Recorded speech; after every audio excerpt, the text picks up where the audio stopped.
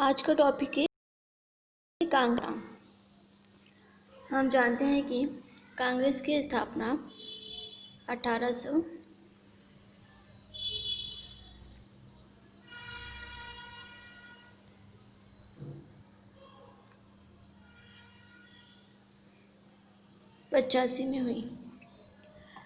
British शासन से पूर्व भारत आर्थिक दृष्टि से एक आत्मनिर्भर राष्ट्र था, किंतु ब्रिटिश शासन की स्थापना और उनकी आर्थिक नीतियों के कारण भारत की आर्थिक स्थिति दयनीय हो गई। परिणामतः आर्थिक बदहाली के कारण भारत की जनता में भयंकर असंतोष पनपा, जो समय समय पर विभिन्न आंदोलनों के माध्यम से दिखने लगा था। हालांकि अभी तक जो आंदोलन हुए उनमें राजनीतिक सहभागिता या राजनीतिक हिस्सेदारी की मांग नगण्य ही थी।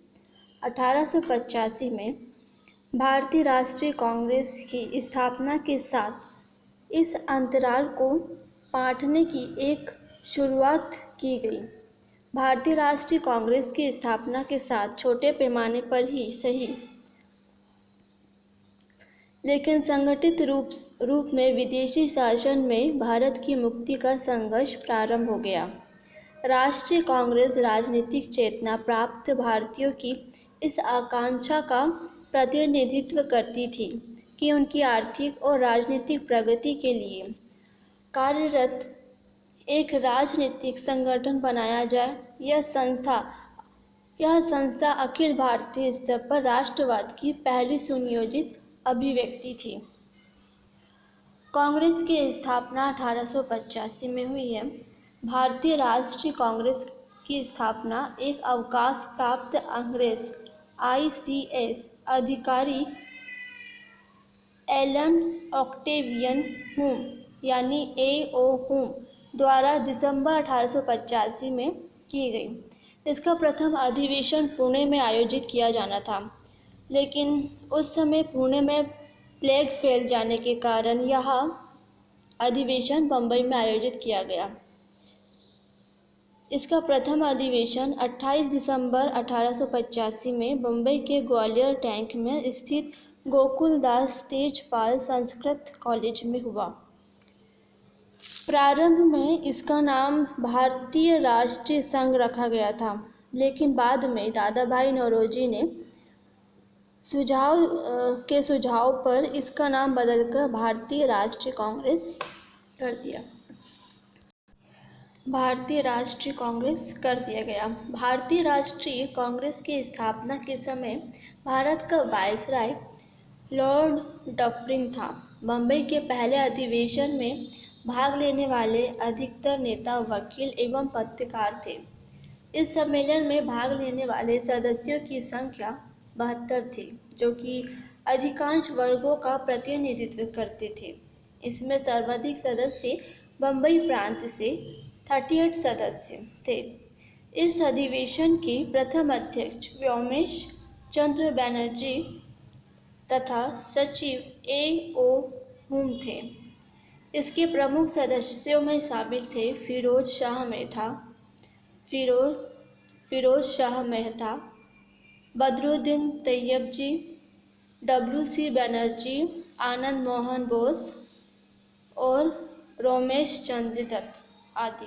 उल्लेखनीय है कि भारतीय राष्ट्रीय कांग्रेस की स्थापना अधिवेशन में सुरेंद्र नाथ बनर्जी शामिल नहीं हुए थे, क्योंकि इसी समय इंडियन एसोसिएशन कॉन्फ्रेंस का दूसरा अखिल भारतीय सम्मेलन आयोजित होना था।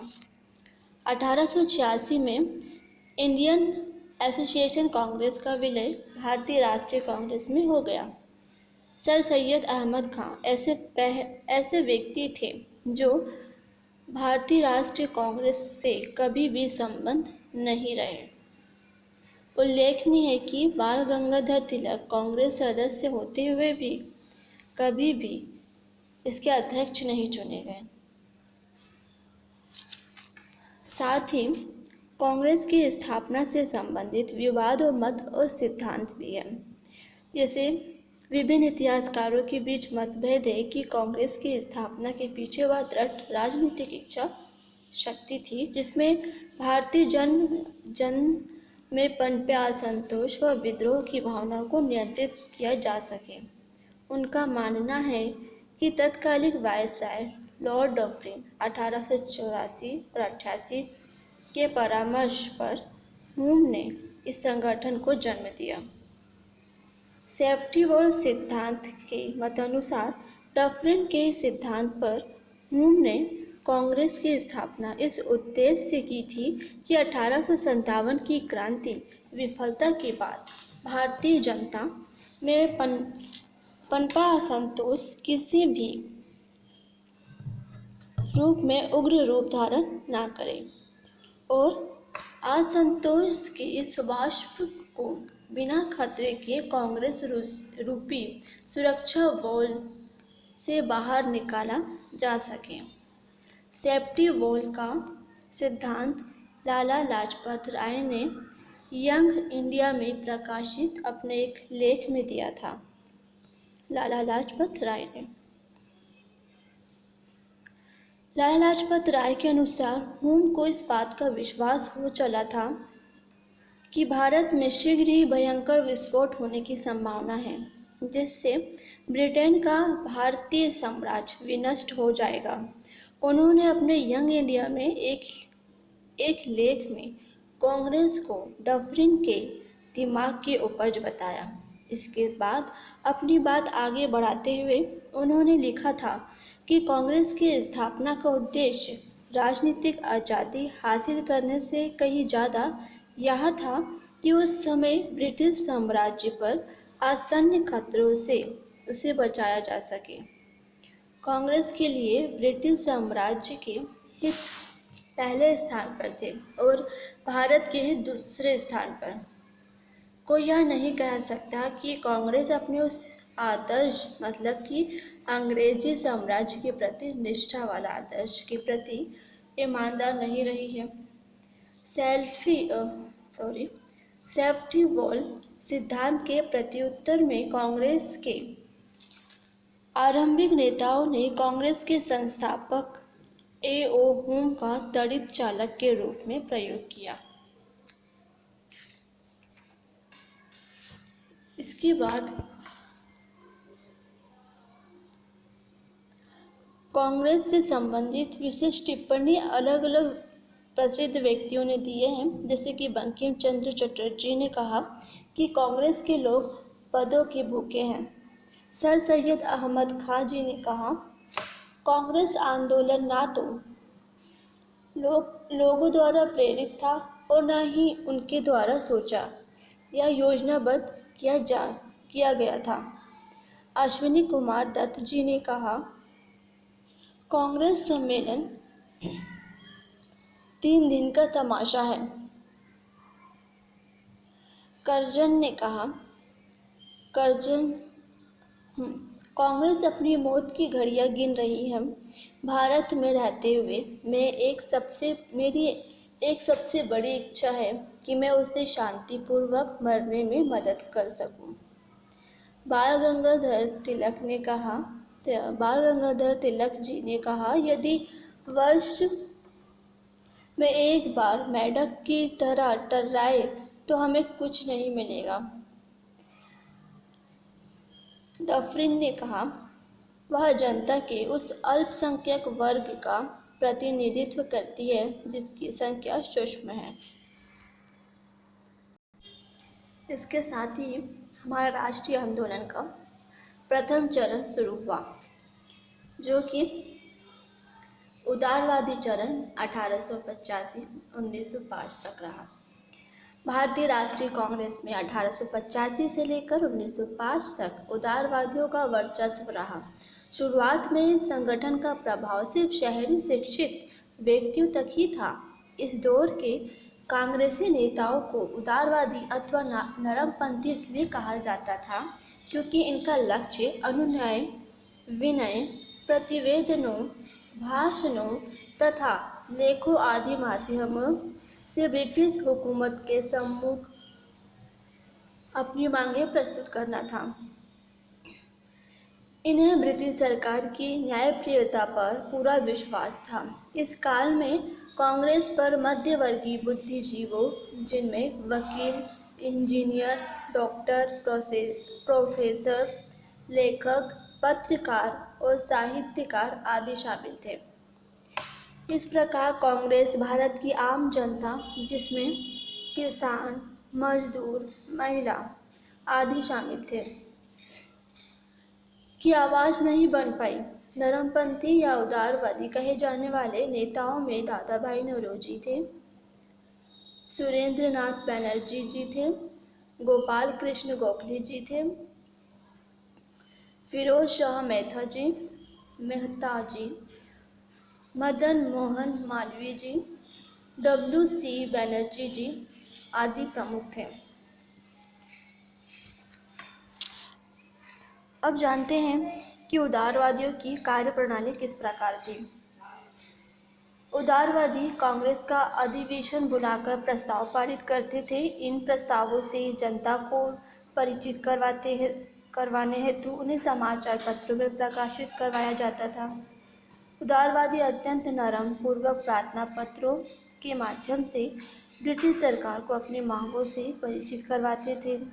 उदारवादी नेताओं ने अपनी मांग पूरी करवाने के उद्देश्य से ब्रिटेन में दादा भाई नौरोजी की अध्यक्षता में 1887 में भारतीय सुधार समिति की स्थापना की।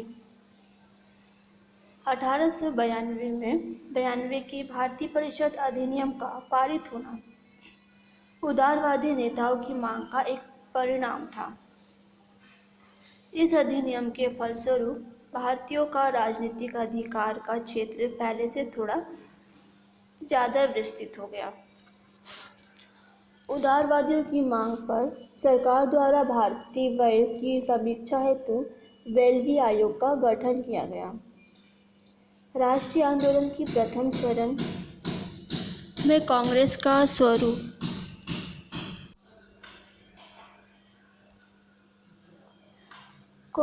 स्वरूप धर्मनिरपेक्ष दल का रहा, जिससे प्रत्येक धर्म के अनुयायियों को कांग्रेस की अध्यक्षता करने का अवसर प्राप्त हुआ। जैसे प्रथम पारसी अध्यक्ष दादा भाई नौरोजी 1886 में, प्रथम मुस्लिम अध्यक्ष बदरुद्दीन तैयब जी 1887 में और प्रथम ईसाई अध्यक्ष जॉर्ज यूले 1888 आदि हुए। कांग्रेस के लिए समर्थन प्राप्त करने के लिए लंदन में 1889 में ब्रिटिश कमेटी ऑफ इंडिया बनी। इनका सचिव विलियम डिग्बी था। इसी संस्था ने लंदन में भारतीय मसलों से अंग्रेज़ों को अवगत कराने के लिए इंडिया नामक पत्रिका का प्रकाशन किया। कांग्रेस समय समय पर भारतीय समस्याओं से ब्रिटिश सरकार को परिचित करवाने हेतु शिष्टमंडल भी इंग्लैंड में भेजती थी। अंग्रेज़ों के प्रथम चरण में राष्ट्रवादी नेता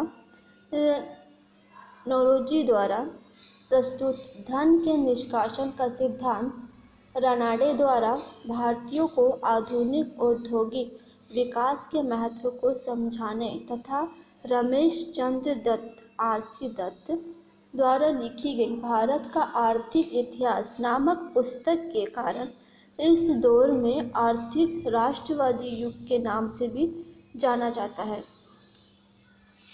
उदारवादियों की मांगे प्रशासनिक व राजनीतिक मांगों में सिविल सेवा के भारतीयकरण और विधानसभाओं का विस्तार तथा चुने हुए सदस्यों की सहभागिता की मांग, न्यायिक अधिकारों को कार्यकारी अधिकारों से पृथक किया जाए, राज्य की ओर से कल्याणकारी कार्यों की मांग, प्राथमिक शिक्षा के प्रसार तथा तकनीकी व उच्च शिक्षा की सुविधाएं बढ़ाने की मांग, सिंचाई योजना व कृषि बैंकों की स्थापना की मांग की गई। कांग्रेस ऑस्ट्रेलिया व कनाडा जैसी स्वशासित उपनिवेशों की तर्ज पर ब्रिटिश साम्राज्य के अंदर रहकर स्वशासन का दावा पेश किया, लोकतांत्रिक स्वतंत्रता की मांग इत्यादि।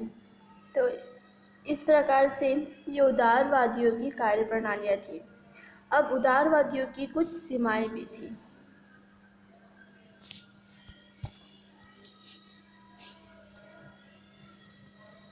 जिसे हम पढ़ेंगे। अनेक इतिहासकार मानते हैं कि राष्ट्रीय आंदोलन के इतिहास में उदारवाद का कोई विशेष महत्व नहीं रखता है। इस काल में कांग्रेस आम जनता की संस्था नहीं बन पाई और उनका प्रभाव भी सीमित था। उदारवादी नेताओं में परस्पर दो विरोधी भावनाएं विद्यमान थी। प्रथम देशभक्ति एवं द्वितीय राजभक्ति। उनकी देशभक्ति एवं राजभक्ति का मेल हो जाने के कारण देशभक्ति आंशिक रह गई। उनके साधन भी प्रभावशाली न थे, अतः वे अपने उद्देश्य में विफल रहे। उदारवादी अंग्रेजों की न्यायप्रियता के अगाध आस्था रखते थे एवं उनके शासन को भारत के लिए हितकर मानते थे। वे भूल गए थे कि अंग्रेज अपने राष्ट्र हित को ही प्राथमिकता देते हैं। प्रार्थना याचना के बाद भी इन उदारवादियों की मांगों पर सरकार ने कोई ध्यान नहीं दिया। संभवतः गोखले को छोड़कर कांग्रेस के नरम नेताओं में स्वतंत्रता के लिए व्यक्तिगत बलिदान करने और आपत्तियां सहन करने को कोई तैयार नहीं था।